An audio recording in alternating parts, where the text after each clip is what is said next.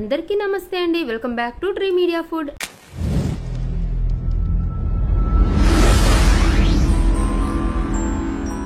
ఎలా ఉన్నారు అందరూ?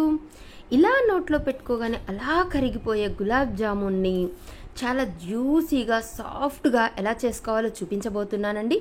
అది కూడా ఇన్స్టెంట్గా దొరికే గులాబ్ జామున్ పౌడర్ కొనకుండా. ఈ గులాబ్ జామున్ ప్రీమిక్స్ పౌడర్ మనమే ఓన్గా చేసుకుంటామండి. చూడండి ఎంత జ్యూసీగా ఉందో, ఎంత ఆ కలరు అది ఎంత టెంప్టింగ్గా ఉందో కదా. మరి ఇంకా లేట్ చేయకుండా ఈ గులాబ్ జామున్ని ఎలా చేసుకోవాలో ప్రాసెస్ ఏంటో స్టార్ట్ చేసేద్దామా? ముందుగా ఒక బౌల్లోకి కప్పు గోధుమ పిండి తీసుకోండి. మనం రెగ్యులర్గా చపాతీ చేసుకుంటాం కదా, అదే గోధుమ పిండి అండి. అదే కప్పుతో ఒక కప్పు మిల్క్ పౌడర్ తీసుకోండి. మెజర్మెంట్కి ఒకే కప్పు పెట్టుకోండి. సేమ్ నేను చెప్పినట్టు యాజ్ ఇట్ ఈస్గా వచ్చేస్తుందండి గులాబ్ జామున్. ఇలా ఒక కప్పు మిల్క్ పౌడర్ యాడ్ చేయండి. గోధుమ పిండి మిల్క్ పౌడర్ సేమ్ క్వాంటిటీ ఉండాలన్నమాట. చూడండి, ఒక కప్పు మిల్క్ పౌడర్ కూడా తీసుకున్నాను. ఒక పావు teaspoon baking soda add చేయండి. ఆ తర్వాత 2 టేబుల్ స్పూన్ల నెయ్యి యాడ్ చేయండి. ఈ 4 బాగా కలిసేలాగా చిన్నగా నెమ్మదిగా బాగా మిక్స్ చేసేసుకోండి. మొత్తం బాగా కలిసేలాగా మిక్స్ చేసుకున్న తర్వాత చేతితో ఇలా ప్రెస్ చేసి ముద్ద చేసినట్టు చూడండి. వీడియోలో కనిపిస్తున్నట్లు ఇలా అవ్వాలన్నమాట. అంటే మనం అదిగోండి ఇలా అవ్వాలన్నమాట. ఇలా అయిన తర్వాత ఇప్పుడు మనకి గులాబ్ జామున్ ప్రీమిక్స్ పౌడర్ అనేది రెడీ అయిపోయింది. ఇప్పుడు ఇందులో నేను 1/2 కప్పు కాచి చల్లార్చిన పాలు తీసుకున్నానండి. కొంచెం కొంచెం యాడ్ చేసుకుంటూ ఈ ప్రీమిక్స్ పౌడర్ని ముద్దలాగా చేసుకోండి. మరీ గట్టిగా చపాతీ పిండి కలిపినట్టు కాకుండా కొంచెం లూజ్గా కలుపుకోండి. కలిపేటప్పుడు మరీ గట్టిగా ప్రెస్ చేస్తూ కాకుండా కొంచెం అలా పైపైన తడుపుతూ కలపండి. ఆ పాలు ఒకేసారి పోయకుండా కొంచెం కొంచెం యాడ్ చేసుకుంటూ ఇదిగోండి ఇలా కలుపుకొని దీన్ని ఒక 10 నిమిషాల పాటు పక్కన పెట్టేసేయండి. చూడండి, నేను తీసుకున్న పాలల్లో ఒక 2 టేబుల్ స్పూన్ల పాలు మిగిలాయన్నమాట. ఇప్పుడు ఒక వెడల్పుగా ఉన్న గిన్నెలోకి 2 కప్పుల పంచదార తీసుకొని దీనికి 2.5 కప్పుల వాటర్ యాడ్ చేసేసేయండి. 2 నుంచి 2.5 కప్పుల వరకు వాటర్ యాడ్ చేసుకోవచ్చండి.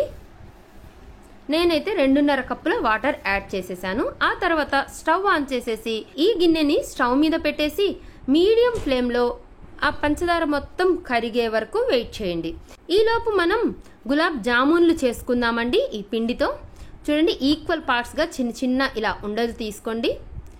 మీరు కావాలంటే చేతికి కొంచెం ఘీ కూడా అప్లై చేసుకోవచ్చు అనమాట. బట్ మనం 2 టేబుల్ స్పూన్ల నెయ్యి వేసాం కాబట్టి అవసరం ఉండదండి. బట్ అవసరమైతే తీసుకోండి. ఇదిగోండి వీడియోలో కనిపిస్తున్నట్లు ఇలా అరచేతిలో వేసి మర్దన చేస్తున్నట్లు చేసి రౌండ్గా ప్రెస్ చేస్తూ ఇలా బాల్గా చేసుకోండి. ఎక్కడ క్రాక్స్ లేకుండా చేసుకోండి. అయితే నేను బుల్లెట్ షేప్లో చేస్తున్నానండి. మీకు నచ్చిన షేప్లో గులాబ్ జామున్ అనేది రెడీ చేసుకోవచ్చు అనమాట. రౌండ్గా కావాలనుకుంటే రౌండ్గా, లేదా ఇలా బుల్లెట్ షేప్లో అయినా చేసుకోవచ్చు. నేను ఎప్పుడు రెగ్యులర్గా రౌండ్ చేస్తానండి, అందుకని ఈసారి ఈ షేప్ చేశానమాట.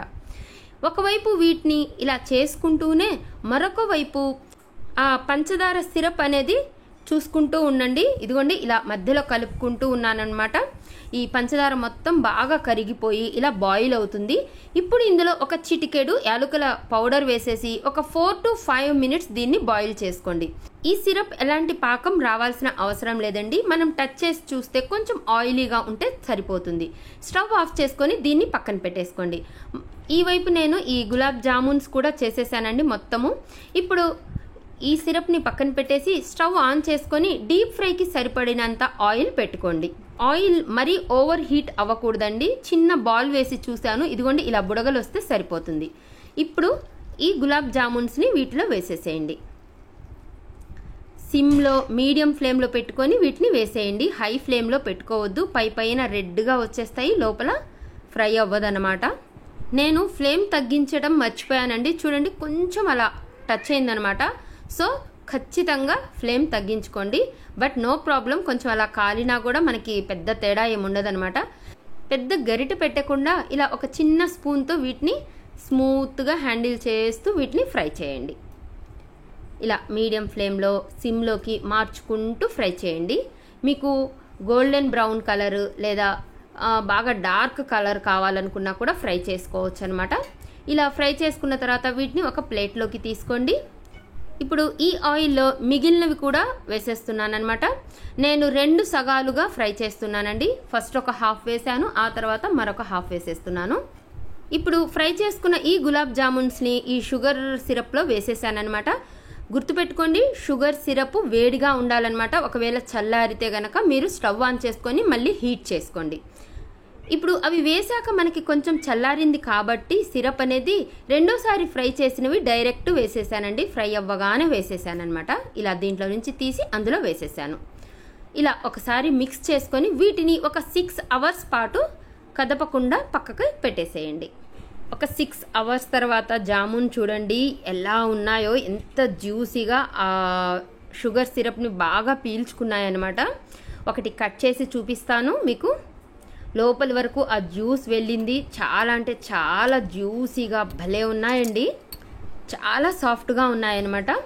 మీరు ఫ్రై చేయగానే వేసేస్తే లేదా షుగర్ సిరప్ వేడిగా ఉన్నప్పుడు వేస్తే ఇలా చాలా జ్యూసీగా సాఫ్ట్గా ఉంటాయండి గులాబ్ జామున్ అనేవి. అంతేనండి, చాలా సింపుల్గా ఈజీగా చేసేసుకోవచ్చు అనమాట. మీరు కూడా ఇలాగే ట్రై చేసి చూడండి.